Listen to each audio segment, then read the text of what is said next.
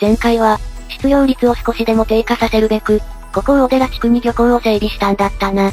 そうそう、そのおかげもあって失業率は 1% 低下、加えて税収は増加傾向にあるよ。見事な右肩上がりだな。ってズームしてるとこ絶対悪意しかないだろこれ。あと前回空き地のままだった場所を、こんな感じで整備しておいたよ。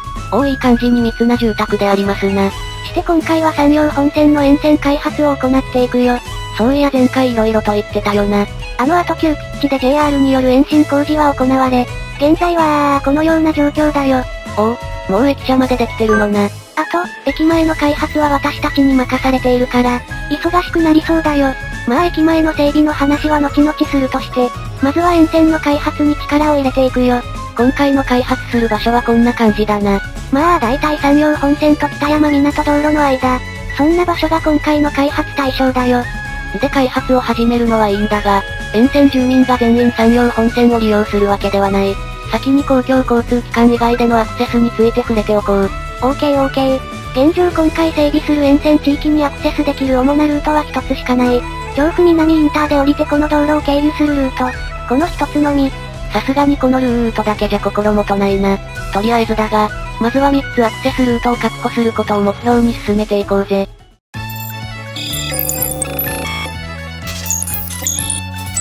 まずは第2のルートの建設に着手しよう。その感じだともうルートは決まっているみたいだな。2つ目のルートは、ここの4車線の一般道を、こんな感じで引っ張ってくることで実現させようと思うよ。了解。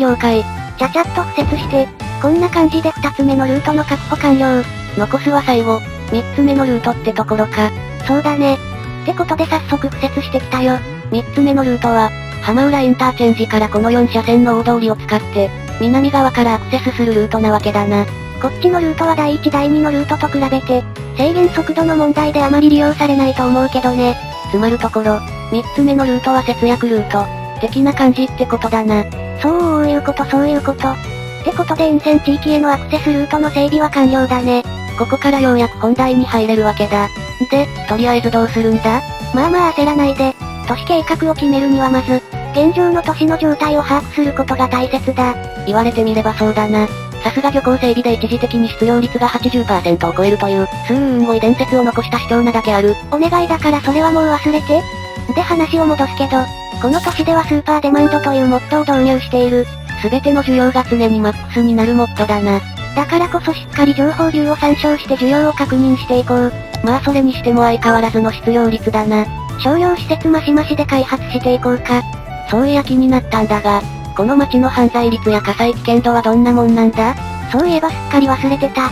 思ってたよりは平和。それはこの火災危険度を見ても言えるかい？間近 70% 台は非礼。消防署を建設するまで、市民にはどうにか火災を起こさないよう、頑張ってもらいましょう。バリバリ他力本願じゃねえか。よーし。早速都市開発開始だよ。まずは今回開発する地区の主要になる道路を敷いておこう。第3のルートの延長線みたいな感じなんだな。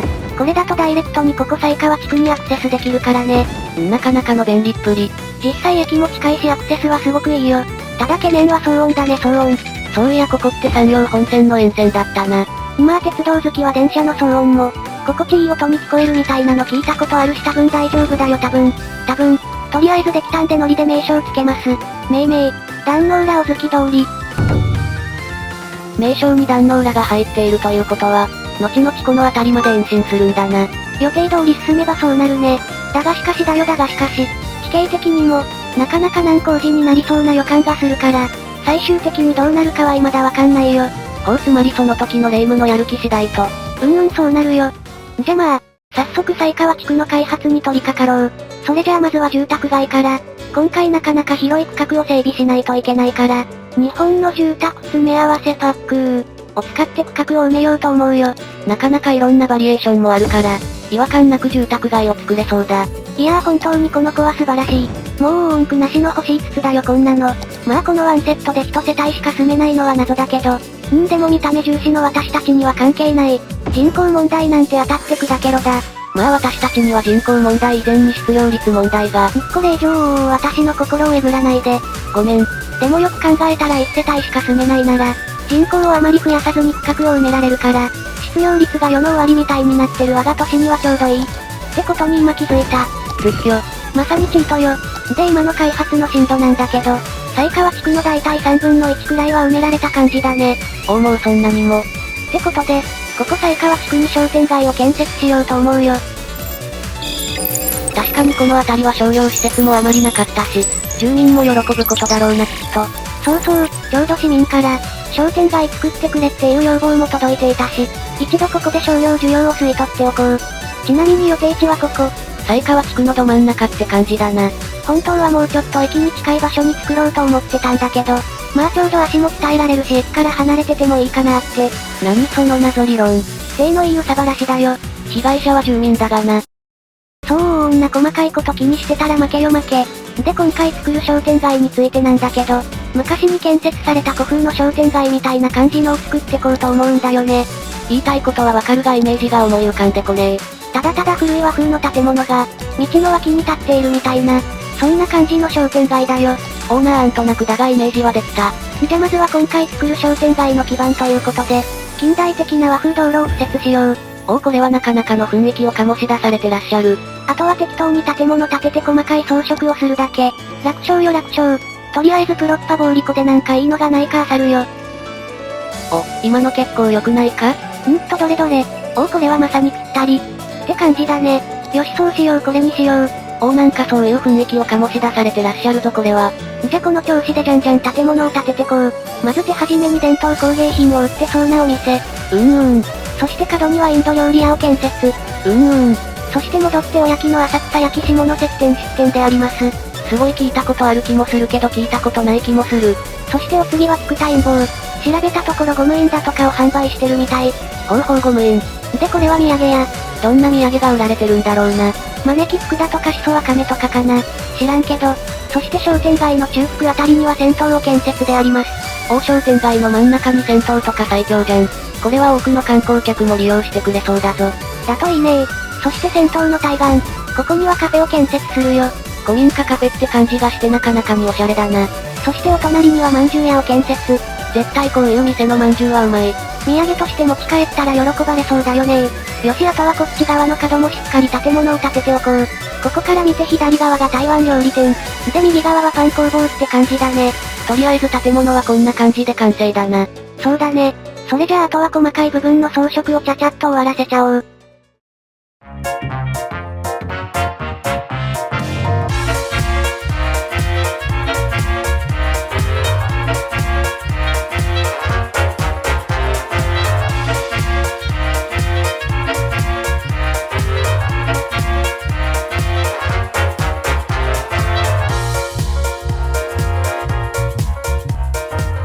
てなわけで装飾も完了。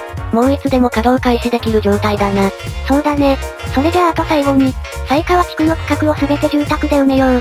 実際に稼働させるのはそれが終わってからだよ。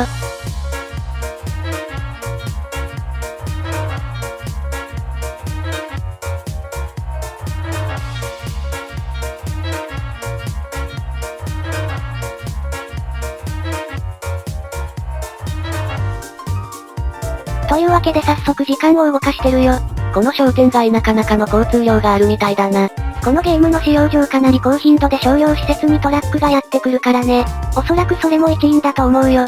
あとはこの商店街、住宅街にアクセスできるルートの一つになってるみたいだね。これは後々直すのか？いや面倒くさいからとりあえず経過観察で、なんか問題が起こってるわけでもないから、もし起きたらその時に直すよ。わかったぜ。それじゃあ最後はここの空いた土地を整備していこうか。そこそこの面積があるが一体何を整備するんだ？やっぱもう少しでもいいから失業率を低下させたいんだよね。ということでここには、安易な作りの倉庫を作るよ。そういえば一応倉庫もある程度労働者を要するんだったな。そして今回使う倉庫はこいつ。ほう、のぞみ倉庫か。維持費は週ごとに64コロン。なかなかに低コストだな。その代わり労働環境はちょっとあれだろうけど、まあ見ないことにしよう。そうだな。とりあえずまずは、倉庫内を移動するための道路を建設。のぞみ倉庫をいくつか組み合わせることで、倉庫の規模を大きくしようということだな。言ってしまえばそういうことになるねと、これでとりあえず基本形は完成。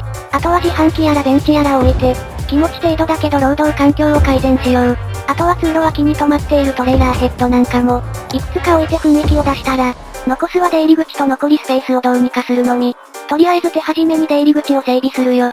まさに出入り口にありそうなプレハブを建設。あとは適当な小物で装飾すれば。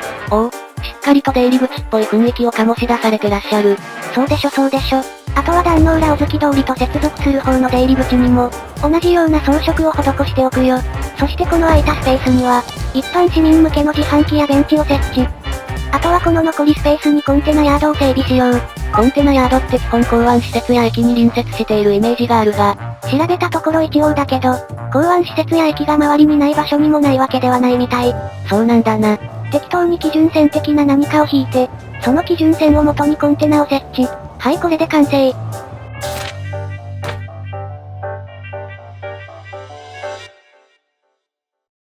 そういや思ったんだが、この倉庫ってものが運ばれてきたら、しっかりと見た目も反映されるのか？私もこの倉庫使ったことないからわからないんだよね。まあ百聞は一見にしかず、早速時間を動かして実際にどうなるか見てみよう。とその前に倉庫に何を保管するか、先に指定しておかないとね。これで OK。左側の4区画には魚介類を、そして右上の区画には畜産物を指定したよ。早速のぞみ倉庫に向かってくるトラックを発見。追跡であります。早速正面ゲートを通過。さあどうだ、見た目は反映されるのか。反映されねもしかしたら待ったら反映されるかもしれないぞ。それにかけるしかないね。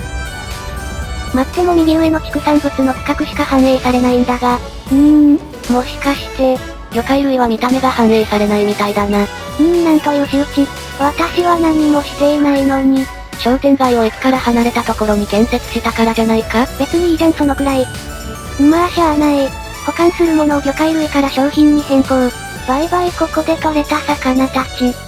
まあ商品の迅速な輸出入ができるようになるし、いいんじゃないか？だねとりあえずしっかり倉庫内も商品で埋まったみたい。ひとまず安心だな。これで倉庫に関しては問題なさそうだね。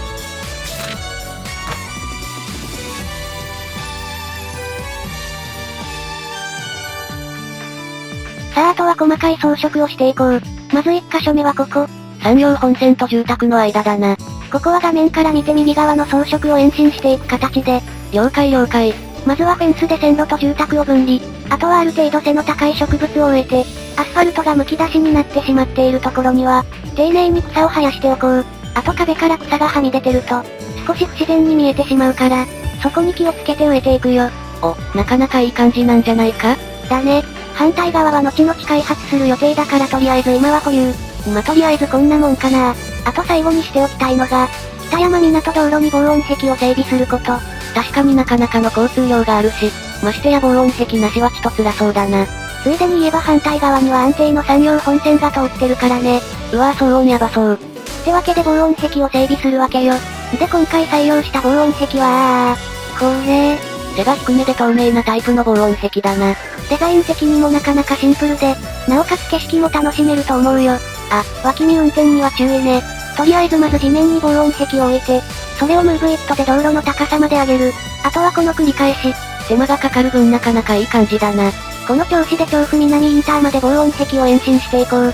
なかなか根気のいる作業になりそうだ。とりあえず住宅街側は防音壁を取り付け終わったよ。片側だけでも結構雰囲気出るもんなんだな。さああともう一息。反対側の方も防音壁を整備していくよ。とこんな感じで左右両方の防音壁の整備完了。この圧迫感から日本っぽさを感じる。だね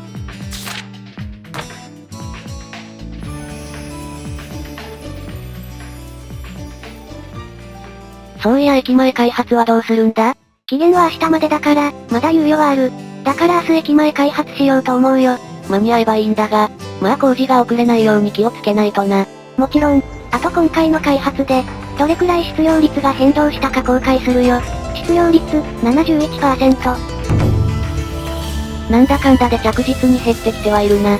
それにしても毎回 1% ずつだけどね。このペースだと失業率が標準値まで下がるのに、どれだけ時間がかかることか。さすがにそろそろ大きく出ないといけないかもね。あっても失業率がさらに 1% 減ったよ。おお、それは良かったな。ただ言うて 1% だぞ。後で策を出しておくよ。了解だぜ。まあこんな感じかなとりあえずは。とりあえず今回作ったものをまとめようぜ。まず今回作ったものを、一つ目、住宅街。今回の開発で人口はおよそ2、3000人ほど増加したみたいだな。そして今回作ったものを、二つ目、才川商店街。失業率が少し減ってたのももしかしたらこの商店街のおかげかもな。見た目もいい感じだし、失業率も減るなんて、まさに一石二鳥じゃない。そして今回作ったものを、三つ目、のずみ倉庫。なんかこの筆で書いた書体だと凄そうに見えるな。同感。とまあ今回作ったものは以上だよ。振り返って思ったが今回は結構いろんなものを作ったんだな。今言った3つ以外にも色々したからね。今回なかなか見つかれたね。見てる側だと16分ほどだがな。これは実際にやってみないとわからないやつだねきっと。とりあえず次は、調布駅前の開発、その他もろもろしようと思うよ。そのためにも私、駅前開発に必要そうなプロップだとかを探してくるとしようかな。